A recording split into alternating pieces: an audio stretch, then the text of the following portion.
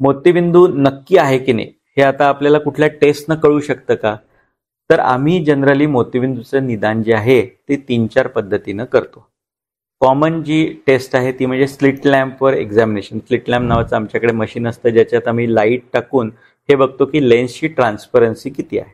दुसरं एक आहे त्याच्यामध्ये आम्ही रेट्रो इल्युमिनेशन म्हणजे त्याला ऑफ्थॅल्मोस्कोप असतो किंवा आमच्याकडे काही मशीन असतात ज्याच्यामध्ये लाईट रिफ्लेक्स डोळ्यातून कसा येतो आणि त्याच्या लेन्समध्ये काही स्पॉट्स दिसत आहेत का, डाग आहेत का, काळे स्पॉट्स आहेत का, हे आम्ही पाहतो आणि त्याच्यामध्ये सुद्धा मोतीबिंदू आहे की नाही हे कळू शकतं. तिसरं आम्ही पिनहोल टेस्ट करतो. म्हणजे आम्ही चष्मा लावून दाखवतो आणि त्याच्यामध्ये एक छिद्र लावून त्यांना पेशंटना वाचायला सांगतो. जर त्यांना आणखी इम्प्रूव्हमेंट दृष्टीमध्ये होत असेल तर याचा अर्थ त्याच्या डोळ्यामध्ये मोतीबिंदू आहे असं होतो. आणि याच्यामध्ये एक अद्ययावत मशीन सुद्धा आहे ज्याला आम्ही आय ट्रेसी म्हणतो.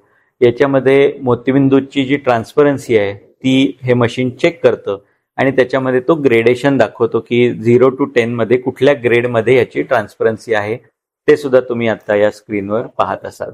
म्हणजे तुम्हाला अशी खात्री वाटत नसेल की तुम्हाला मोतीबिंदू आहे की नाही, गरज आहे की नाही, तर जरूर तुम्ही आमच्याकडे येऊन चेकअप करून घेऊ शकता.